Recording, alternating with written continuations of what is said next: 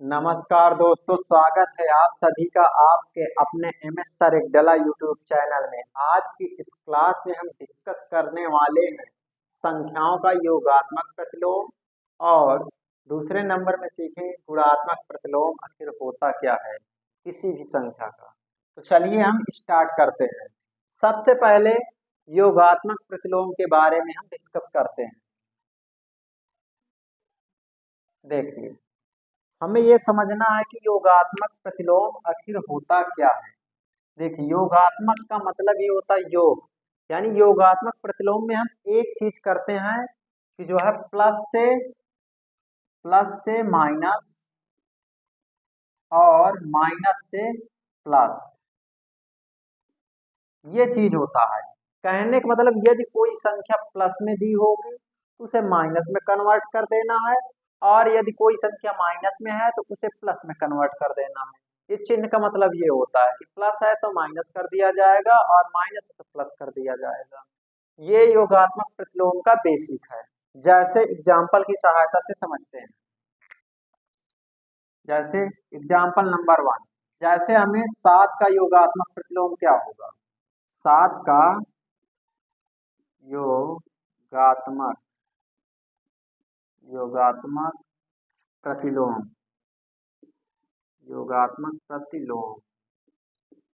अब देखिए 7 का योगात्मक प्रतिलोम क्या होगा। हमने क्या कहा, यदि 7 में कोई चिन्ह नहीं लगा है तो इसका मतलब होता है प्लस। यदि इसमें कोई संख्या चिन्ह नहीं लगा इसका मतलब होता है प्लस। अगर 7 है तो ये हो जाएगा क्या, माइनस का 7।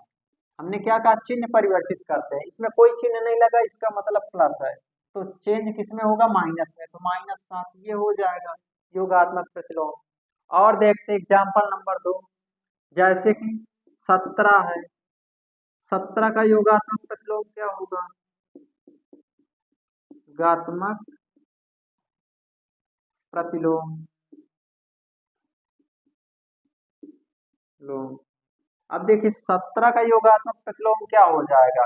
इसमें प्लस का 17 है तो माइनस का 17 कर देना है। इस प्रकार से योगात्मक प्रतिलोम हो जाएगा। और एग्जाम्पल नंबर 3 देखते हैं। जैसे मान लो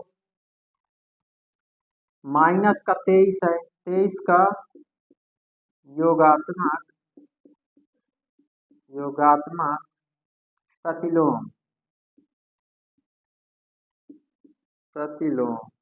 अब बताइए, अब -23 का योगात्मक प्रतिलोम क्या हो जाएगा, ये प्लस का 23 हो जाएगा। इस प्रकार से ये आ जाएगा।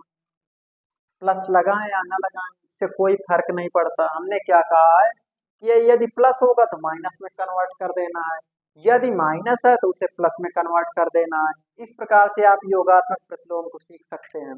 और एक एग्जाम्पल की सहायता समझते हैं। एग्जाम्पल नंबर 4, जैसे कि 55 है। माइनस के 55 का योगात्मक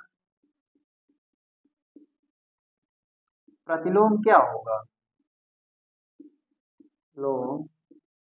होगा, देखिए इसमें हमने क्या कहा, ये माइनस है तो प्लस कर देना, प्लस का 55। इस प्रकार से यहाँ हल हो जाता है। जरूरी नहीं है कि आप प्लस लगाएं या ना लगाएं, इससे कोई फर्क नहीं पड़ता।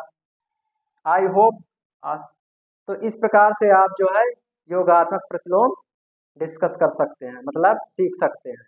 अब हम डिस्कस करने वाले हैं गुणात्मक प्रतिलोम। आखिर गुणात्मक प्रतिलोम क्या होता है, चलिए गुणात्मक प्रतिलोम के बारे में डिस्कस करते हैं।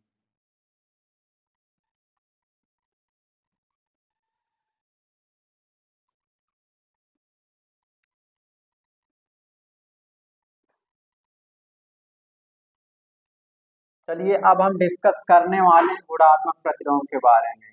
आखिर गुणात्मक प्रतिलोम होता क्या है, गुणात्मक प्रतिलोम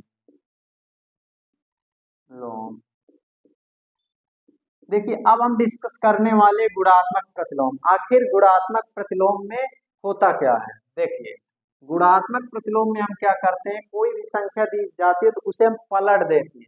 जैसे एग्जाम्पल नंबर 1, जैसे मान लो हमें ज्ञात करना है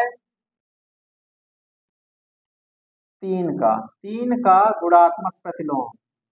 गुणात्मक प्रतिलोम।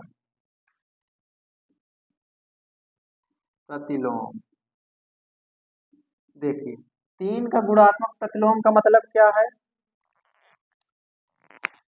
3 का गुणात्मक प्रतिलोम करेंगे तो हम इसे पलट देंगे। अगर यहाँ पर देखें ध्यान से तो इसका मतलब एक नीचे है, लेकिन हम लिखते नहीं हैं। इसका मतलब क्या है कि एक नीचे है तो इसको लिखते नहीं है। अगर केवल संख्या है तो इसे हम उल्टा लिख देंगे, यानी 1/3 कर देंगे। यही इसका प्रतिलोम बन जाता है, यानी गुणात्मक प्रतिलोम हो जाता है। जैसे एग्जाम्पल नंबर 2, 7/8 है, इसका गुणात्मक प्रतिलोम, गुणात्मक प्रतिलोम, प्रतिलोम। अगर इसका हमें गुणात्मक प्रतिलोम ज्ञात करना है तो कैसे ज्ञात करेंगे? हमने क्या कहा, संख्या को पलट देना। जैसे 7/8 है तो इसे 8/7 कर देना है। इस प्रकार से यहाँ इसका गुणात्मक प्रतिलोम हो जाता है। जैसे एग्जाम्पल नंबर 3, 19/5 है, माइनस का 19/5 है, तो करेंगे क्या? इसका गुणात्मक प्रतिलोम, गुणात्मक प्रतिलोम। देखिए इसका क्या हो जाएगा, संख्या पलट देंगे, चिन्ह वहीं पे रहेगा। माइनस है तो माइनस करेंगे, इसमें पलट जाएगा, यानी 5/19 हो जाएगा। और एक एग्जाम्पल की सहायता समझते हैं, जैसे कि 96 का